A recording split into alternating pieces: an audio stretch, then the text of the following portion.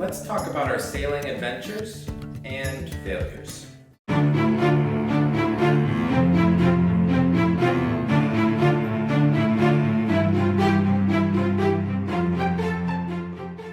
Hello everyone, this is Kevin from Hidden Hill Skills, and we bought a sailboat. It's a Lido 14, and I think it was built in the 1960s, and it's apparently a fairly popular sailboat.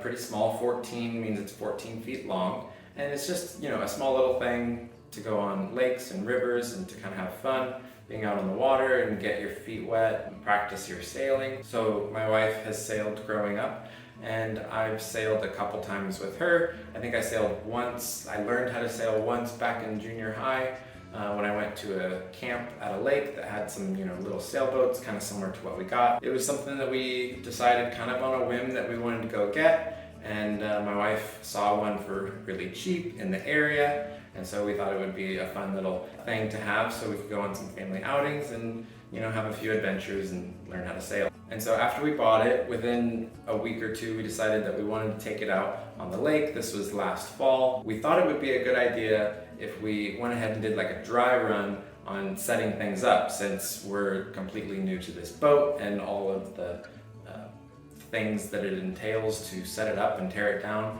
My father-in-law is a pretty experienced sailor, and so we had him come over, and he had a friend in town that came over as well, and we spent the afternoon setting up and tearing down the sailboat, getting the mast up and connecting all the sails and etc.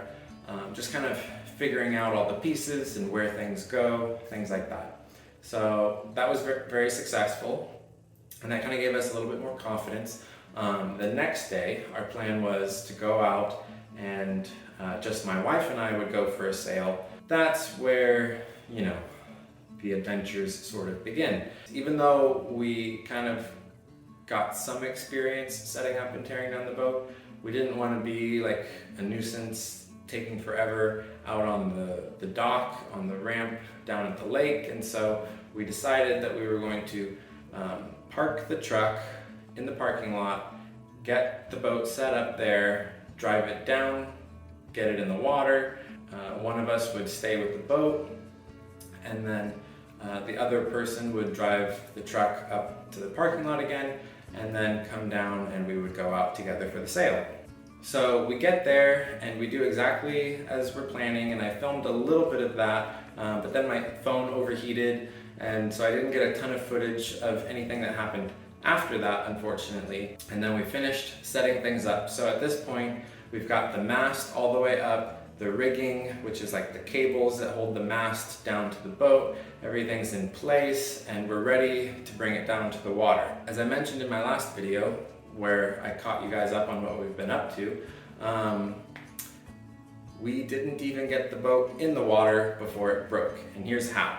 So we backed the truck up, and my wife and I were chatting with each other. We were excited to get out on the water, and neither of us were really thinking about our surroundings at this point, and we thought we were fine where we were, but the way that the parking lot was set up was there was a bunch of open area along most of the lanes of the parking lot, but the outermost lane, which leads to the boat ramp, has a line of trees going along it. And you might be able to guess what happened next. We took that outermost lane, didn't realize that our mast stood up high enough that it was on a collision course with a branch that was sticking out. So next thing you know, we're putzing through 5 miles an hour in the parking lot, and we hear a big thunk, and I look behind us, and sure enough, our mast has fallen down, and the stays or the cables that were holding it up, apparently they broke, and there's this connecting piece between the mast and the boom, and I think that's called a gooseneck or something. I've got a photo of it before it was damaged. That's the gooseneck, and that thing bent as the mast collided with the back end of the boat, the mast actually got a dent in it right at the point of impact. As I mentioned, there were a few things that broke. One was the stays, or the cables. Those broke, so those would need replacing. The gooseneck, that would need fixing or replacing, and the mast got a dent in it, so that would need fixing or replacing.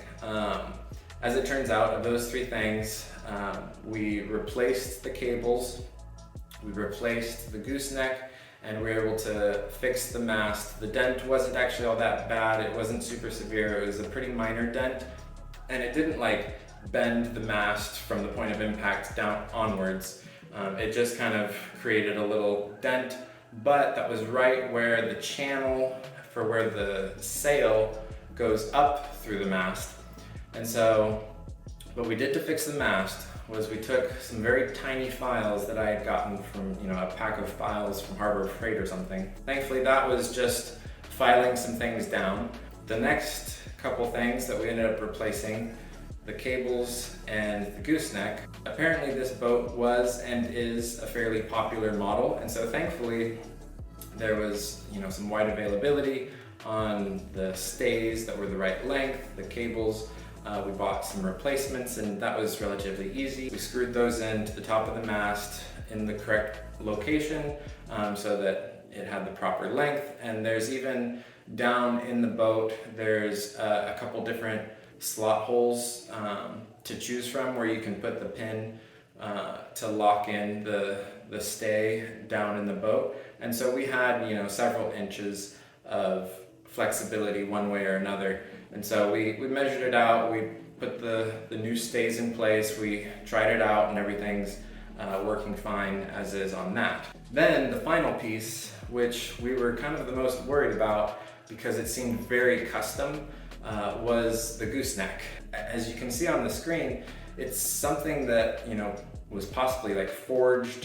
It was obviously something very custom and very old, and it was something that I wasn't sure if we were going to be able to find an exact replacement for. It didn't seem like something that was easily manufactured in today's day and age. We did a little bit of research, and my wife found a more modern replacement for these goosenecks, and it was something that would bolt into the mast, and then it had a connecting piece for the boom. And so it just connected with a couple lock and pins, and so we ended up buying that piece, installing that as a replacement, and thankfully we got the boat up and running again after a few $100s and a few hours of work. So all in all, even though it was a bit devastating at first and we're a bit worried about whether or not we could fix it, it's not as terrible as we thought it would be, and it's a relatively straightforward path towards getting it fixed. And in the end, we ended up getting it fixed, and we had a couple more sailing adventures after that. So that is the story of our first time out on the sailboat, breaking it before we even got in the water. So after we got it all fixed, we took the boat out maybe once or twice, once with my in-laws, and another time just my wife and I and my son, and the boat worked fine each of those times. We were able to sail it out, sail it back, and we had a lot of fun. However, on the last time that we went to sail it, as I mentioned, it was me, my wife, and my son. When we got back from that outing and we're loading the boat onto the trailer, we start having another issue, and there's some mechanical failure on the boat, and we can't quite figure it out, but it's preventing us from getting the boat onto the trailer and get out. The center board won't come up, and I'm trying to push the lever to pull the center board up, and it just won't go. And so it took a bit of troubleshooting with people on the dock waiting for us and on the ramp waiting for us to get out the way. And so we felt a lot of pressure in that situation, and one of us had to stay in the truck with my son. And so having my son there was a whole nother, added complication, and he was starting to get upset because we'd been out so long and he was getting hungry, but we couldn't get the boat onto the trailer.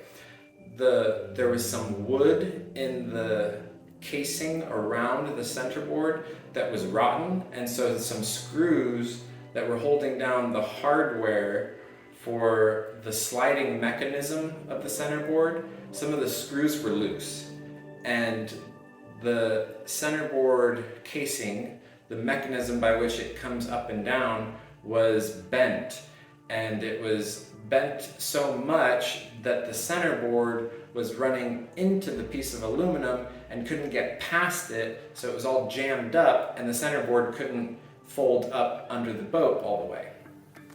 So I'm like, well, it's very stuck.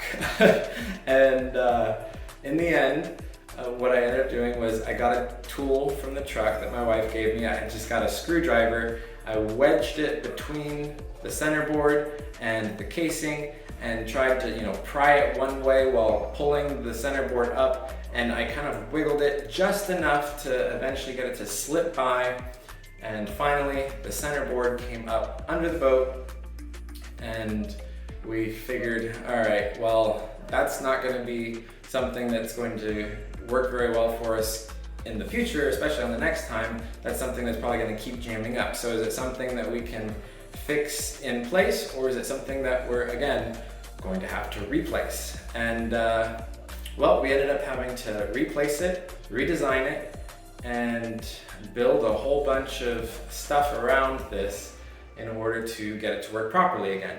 A lot of back and forth between me, my wife, my father-in-law, but in the end, we finally fixed it, and I'm going to go over the entire process and all of the things that we built and the things we considered and all the troubles that we had on fixing this centerboard hinge mechanism in the next video. So stay tuned for that, because it'll be a good one. All right, this is Kevin from Hidden Hill Skills, and I will see you guys next time.